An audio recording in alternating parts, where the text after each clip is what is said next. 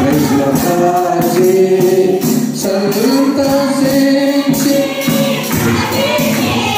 నీవు సకలారి దరి చేరితిని నిన్ను నేను విడువను వేళ అడుగువారి ఈ చెదరదు ఆనందించి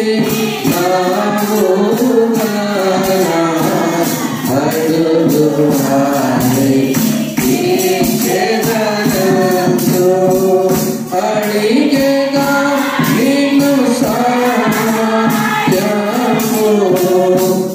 ఆత్మమయ్యో నాటి తండ్రి విడువను దేవా నాను ప్రార్థన నీదు నీదు నేను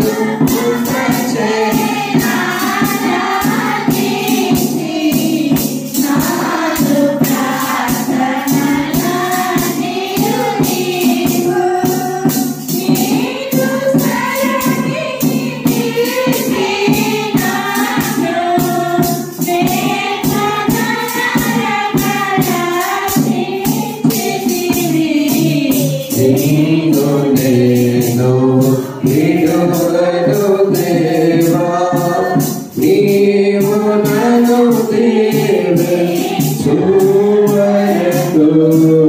నీవు నేను విడువను దేవా.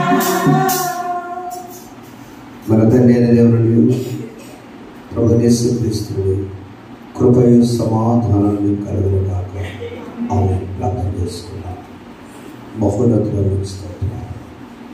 నీ కృప చేత మమ్మల్ని ఆలకించి మమ్మల్ని సజీవులుగా ఉంచి ఎందరికో లేని ధన్యత, శ్రేష్టమైన ధన్యత నీ సన్నిధిలో గడపడానికి మాకు ఇచ్చిన శుభతరుణాన్ని బట్టి స్తుతిస్తూ కొద్ది మాటలతో మాట్లాడండి. మా బిడ్డలకు ఆశను మీరు తీర్చండి. యేసు నామమున వేడుకొంచున్నాము తండ్రి. ఆమేన్. చేసుకొచ్చున్నాం. మన రక్షకును ప్రభువును గొప్ప దేవుడైన సర్వ సృష్టికర్త అయిన యేసుక్రీస్తు నామంలో చేరిన మీరెల్లరికను వీడియోలో చూస్తున్న వారు, పెట్టిన వారికి ప్రభునామం బట్టి వందనాలు తెలియజేసి అందరికీ వందనాలు. Praise lord. ఈ దినము తిష్టంతో 16 రాజ్యాలు మనం ఉన్నాం. ప్రపంచంలో ఎక్కువ మంది అన్ని డినామినేషన్స్ వారు అందరికి అవసరమైన వాక్కు ఈరోజు చదువుకున్న వాక్య భాగం సువార్త పాఠ్య భాగము పరిశుద్ధుడైన మత్తయి రాసిన సువార్త 11వ అధ్యాయము 28-29 చదువుకుందాం.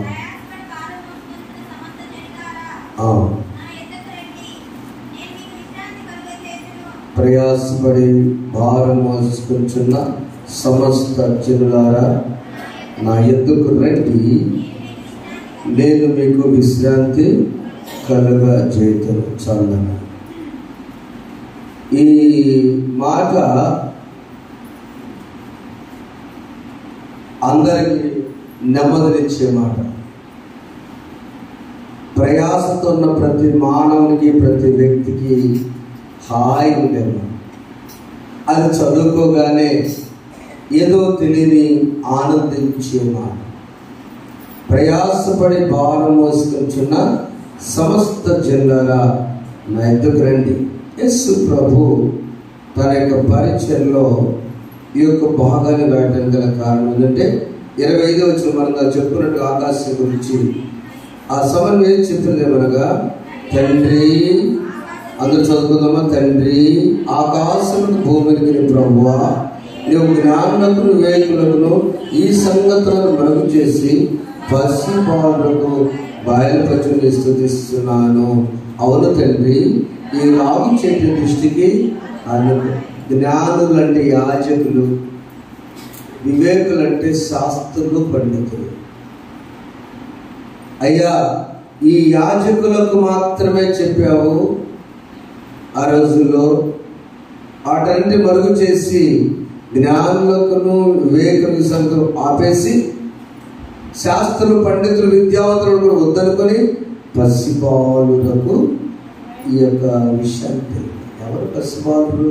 అలాగేం తెలియదు. పసిబాలు అమాయకులు అంటే పసిపిల్లల లాంటి మనస్సున్నవా. యేసు ప్రభు దగ్గరకు ఒకసారి పిల్లలందరూ వస్తుంటే శిష్యులు ఎత్తి వేస్తుంటే ప్రభు గద్దించాగండి, బాబు ఏంటో తెలుసా, పరలోక రాజ్యం ఎలాంటి వాడు తెలుసా, ఈ చిన్న పిల్ల అంటే. ఎందుకన్నారంటే చిన్న పిల్లలకు వారి అమాయకత్వాన్ని బట్టి వారు బాగా కొట్టుకుంటారు, వెంటనే మాట్లాడుకుంటారు, మర్చిపోయి కొట్టుకుంటారు.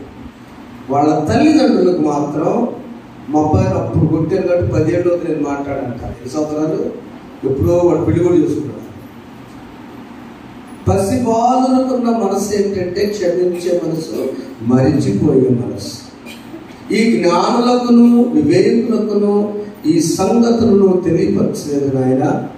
అది పసిబాలులకు. ఎవరైతే కల్మషము లేని హృదయంతో, క్షమించే హృదయముతో, అమాయక హృదయముతో శంకర్ లాంటి ప్రార్థన చేసుకుంటూ అయ్యా నా పరిస్థితి పరిస్థితి కాదుకున్నవాడు వారికి దేవుడు మరుగు చేశాడు. అలాంటి వారికి ఆహ్వాన్, the invitation, those are carrying the burden. అలాంటి బరువు మోసేటి వారికి దేవుడు ఆహ్వాని సమస్త జనులారా, ఏ కుల మత విచక్షణ లేకుండా, దేశము ఇవన్నీ ఏమి లేకుండా అందరికీ సమస్త జనులారా నా యొద్దకు రండి, నేను మీకు విశ్రాంతిని కలుగ చేస్తాను. 3 విషయాలు యేసు ప్రభు దగ్గరికి వస్తే ఏ విధమైన విశ్రాంతి దొరుకుతుందంటే, మొదటిగా అక్కడ నెమ్మది దొరుకుతుంది. నెమ్మది అనగానే అర్థం అంటే గ్రీక్ భాషలో మాట ప్రకారము ప్రశాంతత. నీ సమస్యల నుంచి ప్రశాంతత. ఇదిగో ఏ ప్రయాసతో నీవు ఉన్నావో ప్రతి అనూఫాసిస్ అంటారు ఇంగ్లీష్లో. బరువు వేరు, భారం వేరు. ఒకసారి చూస్తే మత్తయి సువార్త 23:4 చూస్తే మనకు అర్థమవుతుంది. 23 బరువు గురించి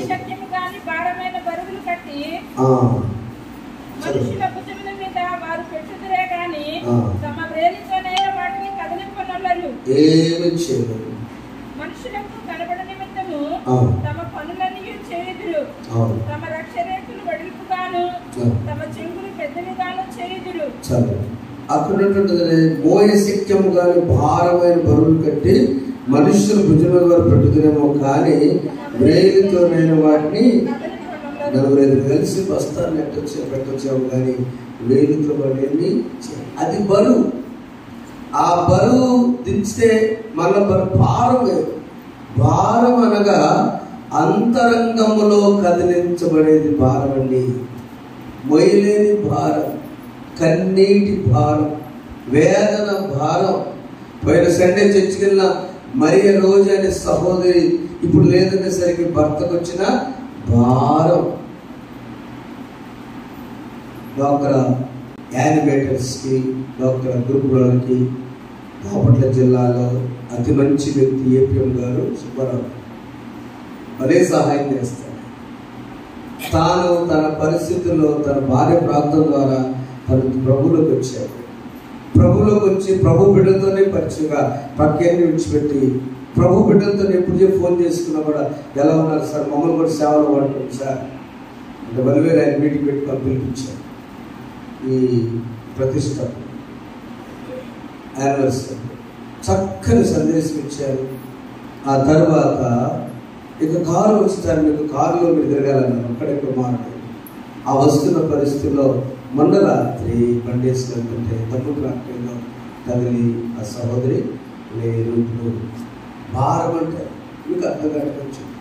నేను చూసి వచ్చాను, తన దర్శనం మార్చాను సార్. నేను రక్షణలో రాకముందేమో తను నా కోసం ప్రార్థన చేసినప్పుడు నేను చర్చికి వెళ్ళలేని పరిస్థితి. అందరిగా చర్చికి వెళ్దామంటేనేమో ఆమె ఇప్పుడు లేదు. యెహోవా దొరుకు కాలంలో ఆయనను వెతకండి. దర్శనం తనకేం కాలేదు. మీ దేవుడు వాహనం ఇచ్చాడు, ఆ సహోదరి మీకు పని అప్పగించాడు. విద్యార్థులు అందరూ ఆల్ పాపులర్ ఈవెంట్స్ అంతా అక్కడ ఉన్నారు. చాలామంది యానిమేట్స్, చాలామంది సోదరులు, సిసిలు అక్కడ ఉన్నారు. వెలుగు డిపార్ట్మెంట్. నా ప్రియమైన దేవుని బిడ్డలారా, మనకున్న భారం ఏం చేయలేం. 2 సార్లు ఓదారుస్తాం, 3 సార్లు వస్తాం. కానీ అది యేసు ప్రభు మీద ఇస్తే ఆయన ఏం చేస్తారంటే ఆ భారాన్ని తొలగిస్తారు. చెప్పలేదు ఒకసారి, ఏమి మీ భారము యెహోవా మీద మోపము, అప్పుడు ఆయన నిన్ను ఆదుకొనును. చూడండి, ఇలాంటి భారంతో ఉన్నటువంటి మొదట మనకు నెమ్మది కలుగు చేస్తున్న మాటలో మనం చాలాసార్లు ఆలోచించినప్పుడు ఒక వ్యక్తి బహుభారం మోస్తున్నాడు. కీడులు ఉండే యోబు గ్రంథం పాత నిబంధన పాఠ్య భాగంలో యోబు గ్రంథము 5వ అధ్యాయము ఒకసారి మనం ధ్యానం చేసుకుందాం. నీకు నెమ్మది కలగాలంటే, బాధల్లో మనం నెమ్మది కలగాలంటే ఎవరు? వాక్యమే. నీ వాక్యమే నన్ను బ్రతికించెను, బాధలలో నెమ్మదినిచ్చెను. నీ వాక్యమే నన్ను బ్రతికించెను, బాధలలో నెమ్మదినిచ్చెను.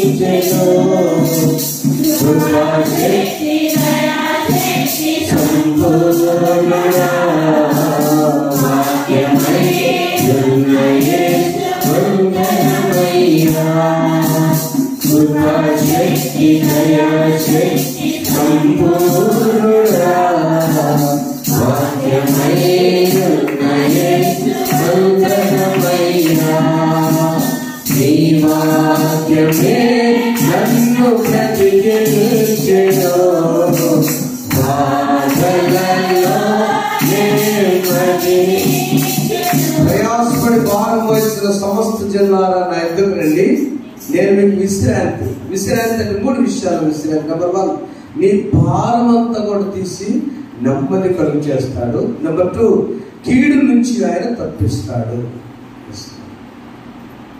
కీడు నుంచి ఆయన తప్పిస్తాడు. ఏ కీడు అంటే, భక్తులైన యోబు గారు బైబిల్ గ్రంథంలో ఒక గొప్ప ధనవంతుడు. ఆయన ఉద్దేశంలో మనందరూ తెలిసేది జ్ఞాపకం చేసుకుందాం. అతనికి 3వ వచనంలో అతనికి 7,000 గొర్రెలను, 3,000 ఒంటెలను, 500 జతల ఎడ్లను, 500 ఆడుగాదులను, బహుమంది పులివారును ఆస్తిగా ఉండను కనుక తూర్పు దిక్కు జన్మంతులు అతడే గొప్పవాడు. ఈయన కష్టాలు వచ్చి దేవుని నమ్ముకున్న ఆయన కాదు. Great man.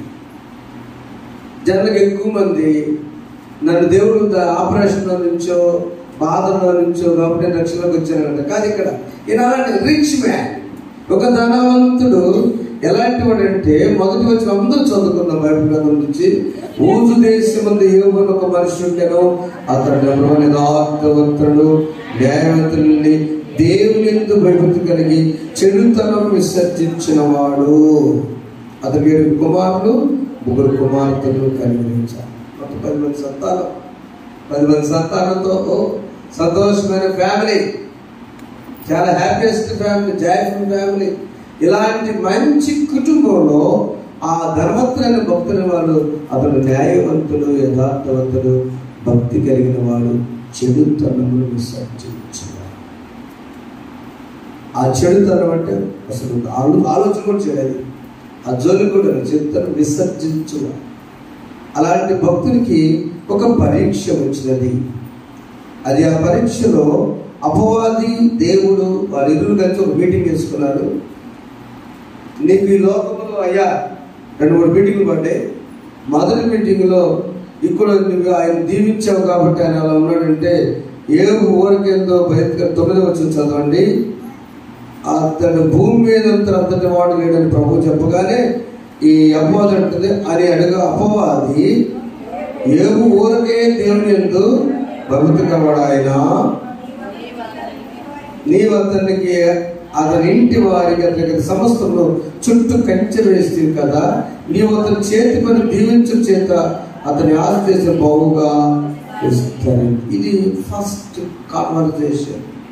అపవాదికి దేవునికి యోబు భక్తుల గురించిన మొదటి సంభాషణ. ఈ మొదటి సంభాషణలో నా భక్తులు ఎలా ఉంటారో చూస్తున్నారు. కానీ ఎవరంటే పలానా ఆయన చూడు ధనవంతుడు భక్తిపరుడు ఆయన, నువ్వు చుట్టూ కంచె వేసావు కదా అంటే అర్థం ఏంటి చెప్పడమా? ధనవంతులమైన వేదవారమైన దరిద్రులమైన దేవుని బిడ్డలుగా ఉంటే దేవుడి చుట్టూ కంచె వేయునుగా. తప్పడు గట్టిగా గట్టిగా తప్పడు. కంచె నీ బిడ్డలకు నీకు కంచె తాడు కట్టినట్ట దాటడానికి. కంచె దాటి నిలగలరా దెబ్బ ముడుగుచ్చుకుంటే కంచె వేస్తారు. ఆ కంచె వేసినటువంటి ఆ భక్తుని గురించి పరీక్ష పెట్టినప్పుడు దేవుడు ఇచ్చిన 4 బాధలు ఒక రౌండ్లో, మిగతా దాంట్లో 5, 6, 7 బాధలు. ఈ 4 బాధలు ఎంత భయంకర బాధలు చూడండి. 12వ వచనంలో మనం 5వ వచనం 6 బాధల నుండి ఆయనను విడిపించును, 7 బాధలు కలగలను. ఎవరు చెప్పారు మాట? ఎవరు చెప్పారు తెలిసి ధైర్యించే మాట? యోబు గారికి 3 ఫ్రెండ్స్ ఉన్నారు. ఎలీఫాజు, బిల్దదు, జోఫర్ అన్నారు. వీళ్ళ 3 ఫ్రెండ్స్ ఏం చెప్పారంటే, ఈ బాధలన్నీ జరిగిన తర్వాత 5వ అధ్యాయంలో పైన మాట అంటాడు 17వ వచనము, దేవుడు గద్దించు మనుషుడు ధన్యుడు, కాబట్టి సర్వశక్తుడు దేవుని శిక్షను ధృవీకరింపుము, ఆయన గాయపరిచి గాయం పట్టును, ఆయన గాయం చేయొచ్చు. ఆయన ఇవన్నీ కూడా ఆ భక్తుడికి ఫ్రెండ్ చెబుతున్నాడు. ఆయన ఫ్రెండ్ చెప్తున్నాడు ఎలీఫాజ్, డోంట్ వరీ, 4 భయంకర బాధలు కలిగింది. భోజనాలు కూర్చున్నారు పిల్లలు. భోజనాలు కూర్చోగానే 13వ వచనము మొదటి అధ్యాయంలో, ఒక దినము యోబు కుమార్తెను తన అన్న భోజనం చేయొచ్చు దాచించిన అతని దూత గురించి. మొదటి బాధ ఏంటంటే, మొట్టమొదటి బాధ ఎద్దులు నాగదించు గాడిదలు వాటి సరుకు వేయించుండగా శబాయిలు వాటి మీద పడి వాటి పట్టుకుని పోయి ఖడ్గముతో పనివారిని అతను చేసి జరిగింది నీకు తెలిసి నేను ఒక్కడే తప్పించుకొచ్చాను. 4 బాధల్లో కూడా కబురు చెప్పడానికి ఒక్కడే తప్పించుకొచ్చి బయటలో చదువుకుంటారు తల్లిదండ్రులు. మొదటి బాధ, వాళ్ళు భోజనాలు కూర్చున్నారు 10 మంది, కుమార్తె కూర్చున్నారు. ఇదిగో అయ్యా గాడిదలు మొత్తం కూడా వాళ్ళు కట్టుకుంటారు. మొదటి కబురు. 2వ బాధ, ఇదిగో నాయన ఆ 16వ వచనంలో దేవుడు అగ్ని ఆకాశం పడి గొర్రెలు రగ్గులు పెట్టి కాల్చేశారు. 2వ కబురు. 3వది, కదిలు వచ్చి ఒంటెల మీద పడి వాటిని ఖడ్గం చేత చేశారయ్యా. 4వది, నీ కుమార్తెలు 18వ వచనము, నీ కుమారులు వేరొకరు వచ్చి నీ కుమార్తెలను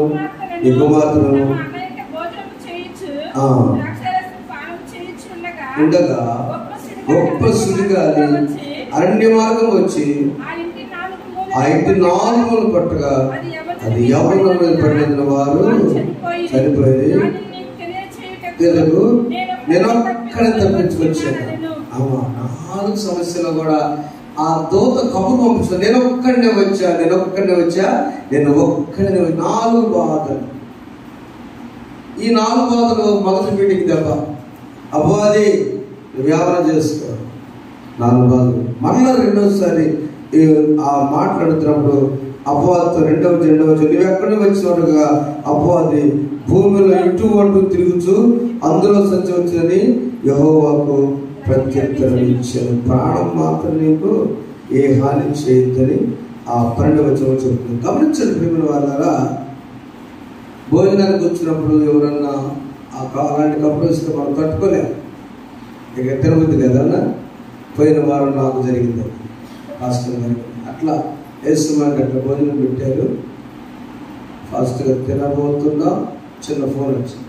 ఫాస్ట్గా తమ్ముడు, బావగారు ఎక్కడ? ఇంట్లో వచ్చింది. బాగున్నావా? బాగున్నా. ఇప్పుడు ఏ పొజిషన్ ఉన్నారు మీరు? పొజిషన్ ఏమో ప్రార్థన అయిపోయింది.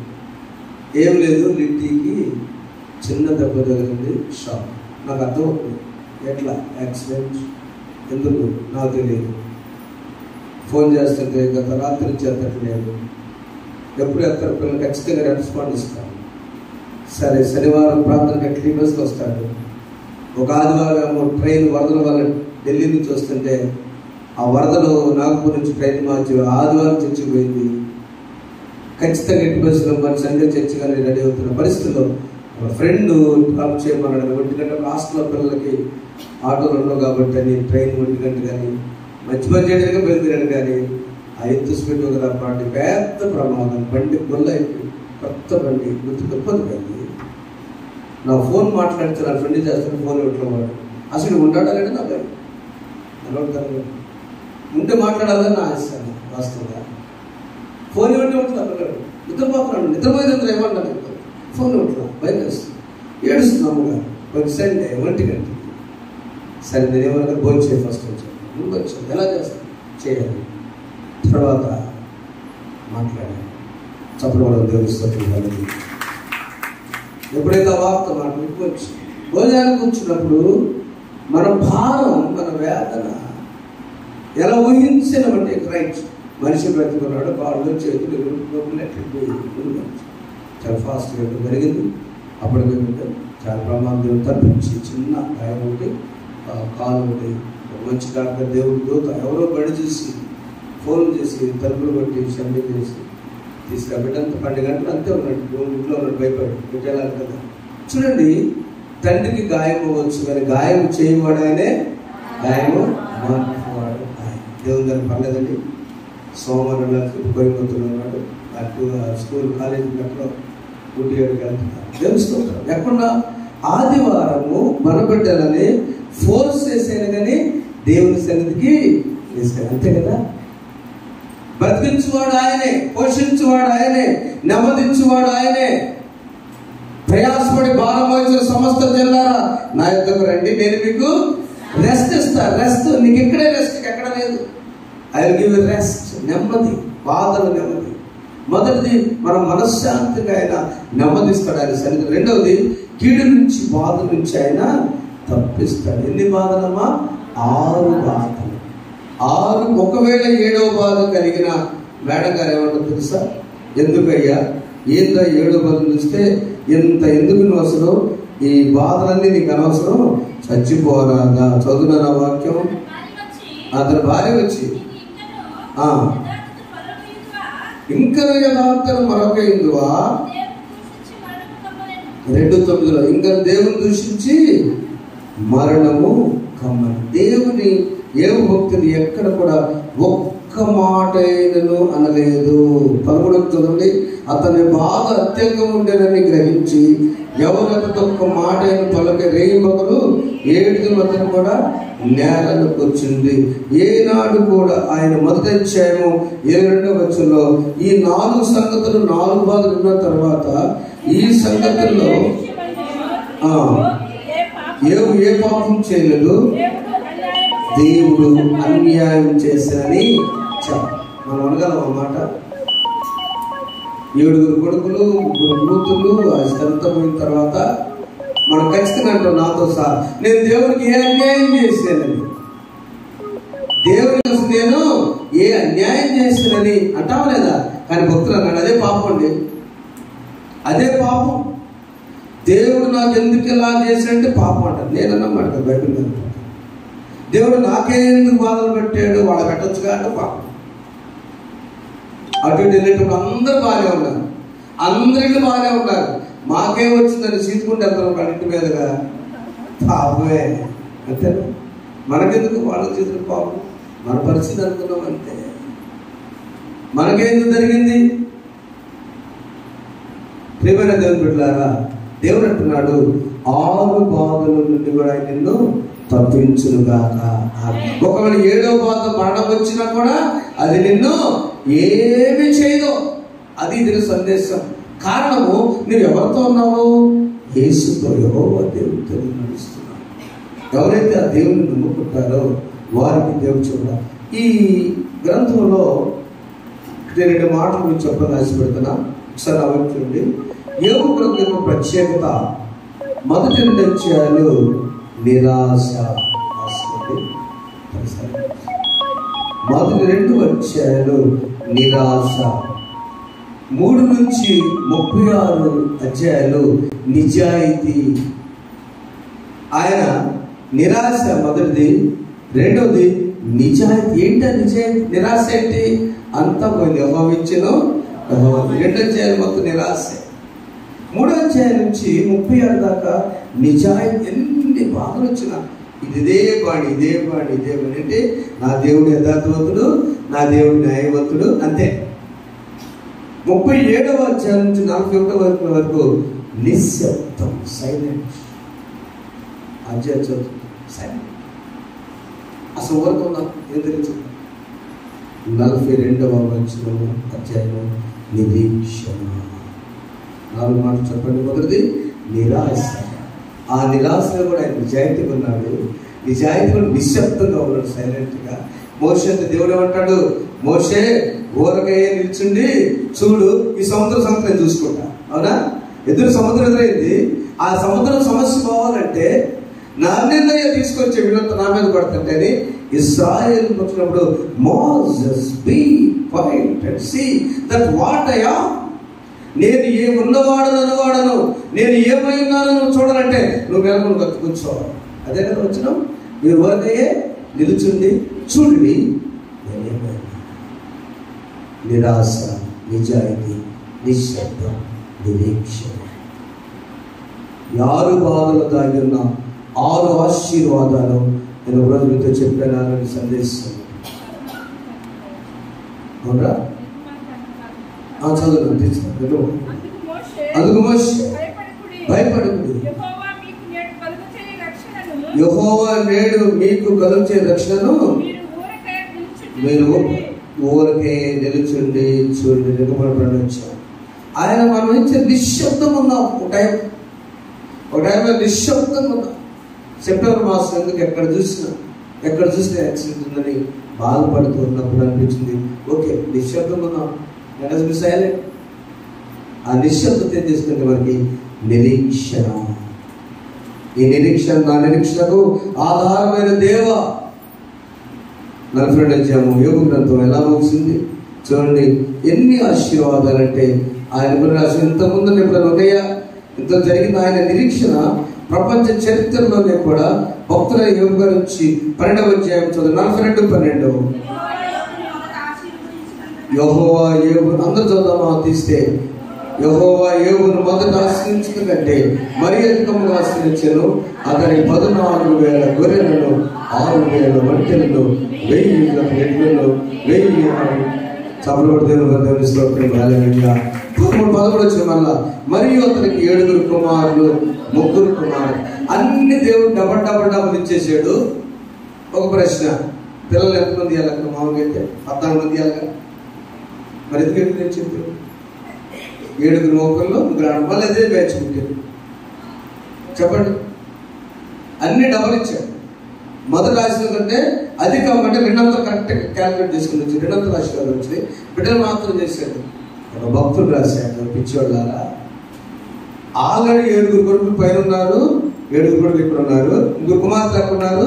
గట్టి చెప్పడం ఆయన సంతానం 200. అవునా? ఎప్పుడైతే నిరీక్షణకు ముందున్నటువంటి నిరాశ ఉన్నప్పుడు నిజాయితీగా ఉండవు. దేవుని స్మరించు, దేవుని నిందించకూడదు. నిజాయితీ అంటే దేవుని నిందించకూడదు, నిజాయితీ కానీ వేరేగా. ఆ నిజాయితీ ఉన్నప్పుడు నిశ్శబ్దంగా ప్రార్థన చేసుకో. అప్పుడు నీ నిరీక్షణ, అయ్యా ఈ సమస్య నాది కాదు, ఊరకే నిల్చుని మోసతో చెప్పిన దేవుడు మనతో చెప్పును కాక. ఎప్పుడైతే అది మనం డెవలప్ చేసుకుంటామో అది ఆశీర్వాదంగా మార్చబడుతుంది. ఈ సఫరింగ్స్, మొదటి సఫరింగ్ ఫ్రమ్ ద డెవిల్, అపవాది చేత ఆయన బాధపడ్డాడు. 2వ సఫరింగ్ మత్తయి సువార్త పంచుకుంటారు కదా, అధికారుల చేత సఫరింగ్ ఫ్రమ్ ద ఆఫీసర్స్. అధికారుల చేత బాధించబడ్డవారు ఉన్నారు. అక్కడ అపవాది టెస్ట్, అక్కడ ఎవరు లేరు, ఆయన మీద పడింది అదంతా కూడా. ఇక్కడ ప్రభు ఉన్నారు. కొత్త నిబంధనలో ప్రయాసపడి భారం వహించిన సమర్థన్నారా, నేను ఇస్తాను నీకు రెస్ట్. నిన్న మనం ధ్యానం చేసుకున్నాగా శుక్రవారం ప్రాంతంలో పాపాత్మురాల స్త్రీని రాళ్లతో కొడుతుంటే ఆ కొట్టించుకునే పరిస్థితుల్లో ఆమె గాయ దగ్గరికి ఎవరు వచ్చారు? అక్కడ ప్రభు వచ్చి అడ్డుపడ్డారు. అడ్డుపడి అగడే నేను పాపం చేయడం రండి, ఆమె మీద కదా రండి, ఇప్పుడు రాండి. పాపం చేయలేదని రాయేస్తుంటే ఎవరైతే అందరూ కూడా వెనక్కి వెళ్ళిపోయారు. ఆమె భారము ఆల్మోస్ట్ మరణించే పరిస్థితుల్లో, రాళ్ళ చేత కొట్టబడి గాయాలతో చనిపోయే పరిస్థితులు ప్రభు తెచ్చి అక్కడ అడ్డుకుని ఈజ్ విత్ us.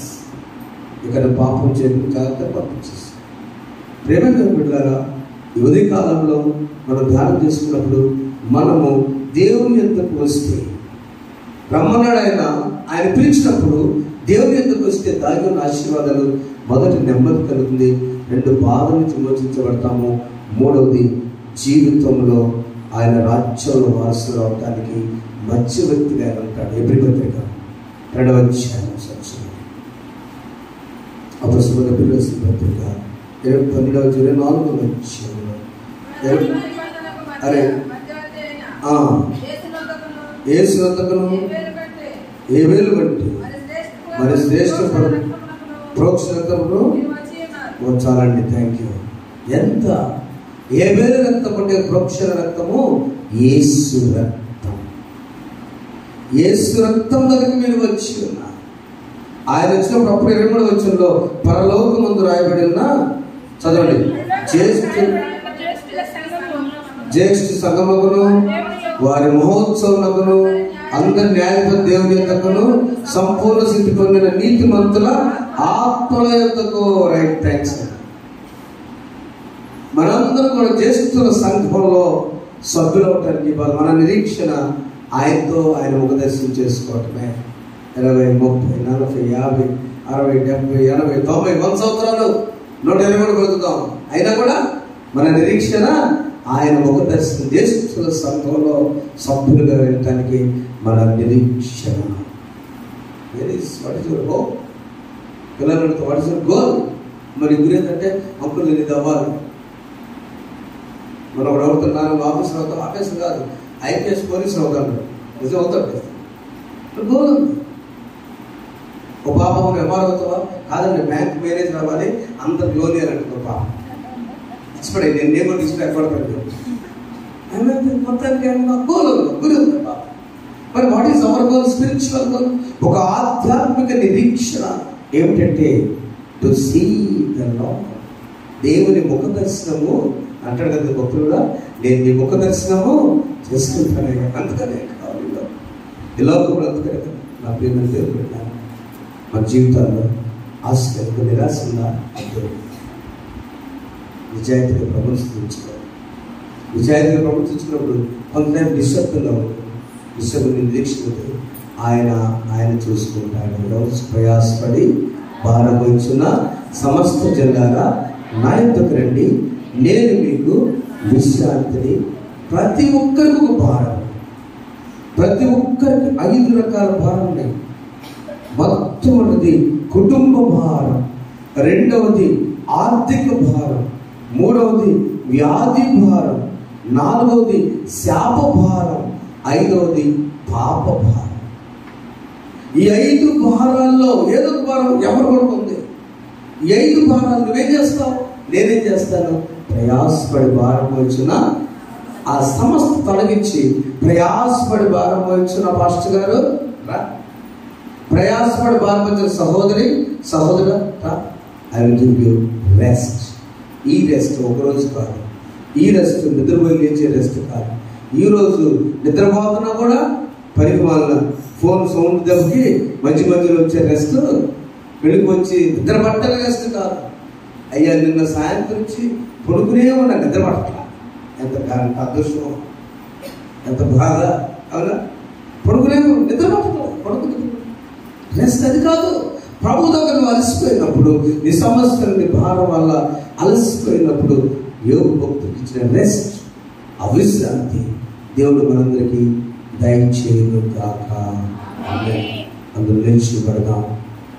శోధన బాధలు శ్రమల కలిగిన ఆదుకొను నా ప్రభు అని అందరూ ప్రార్థన చేసి, శోధన బాధలు శ్రమల కలిగిన ఆదుకొను నా ప్రభు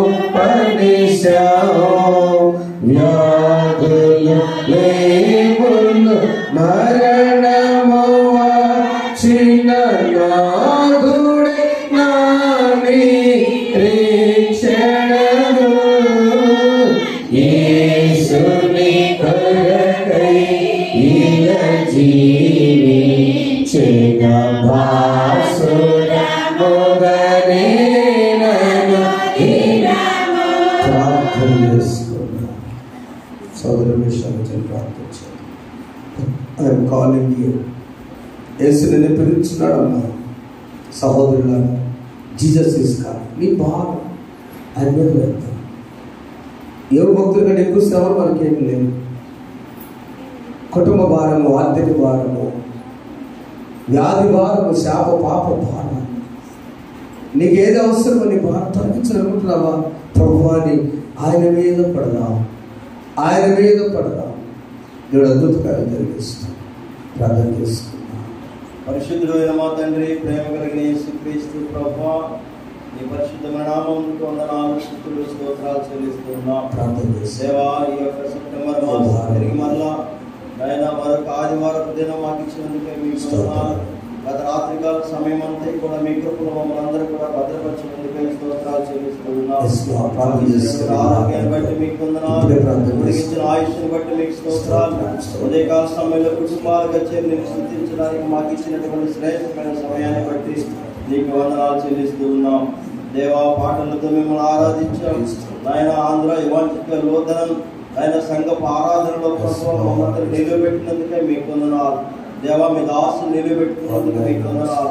ఆయన యోబు యొక్క ఆయన తన జీవిత చరిత్రలో మా ప్రభు తను బ్రతికినటువంటి దినములలో తాను పొందినటువంటి బాధలను బట్టి, మీరు ఇచ్చినటువంటి నిరీక్షణను బట్టి, తిరిగి మళ్ళా మీరు ఇచ్చిన ఆశీర్వాదాలను బట్టి ప్రభు మీ దాసులు మాతో పలుకుగా అవన్నీ కూడా మేము విన్నాం.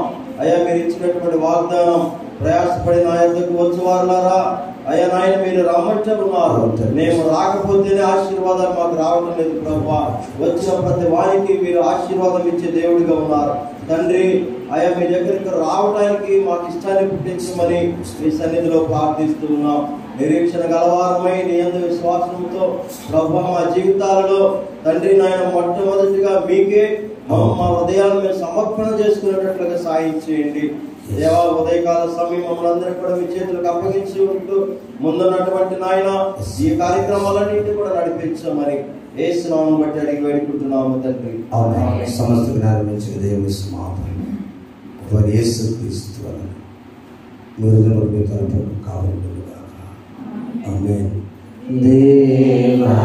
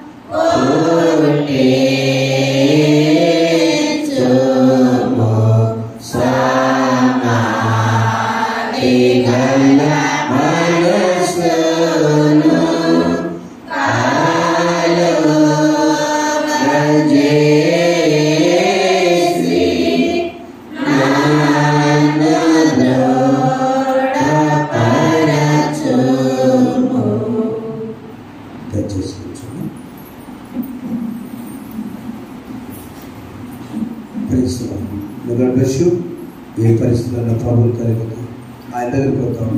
He will give rest. There will be strength and change. ప్రార్థించిన విషయం ప్రభు మీ జీవితాలు చేసిన మేడం కృతజ్ఞతలు మృగపడి ప్రజలంటూ ముందుకు వచ్చి ప్రార్థన చేస్తున్నాం.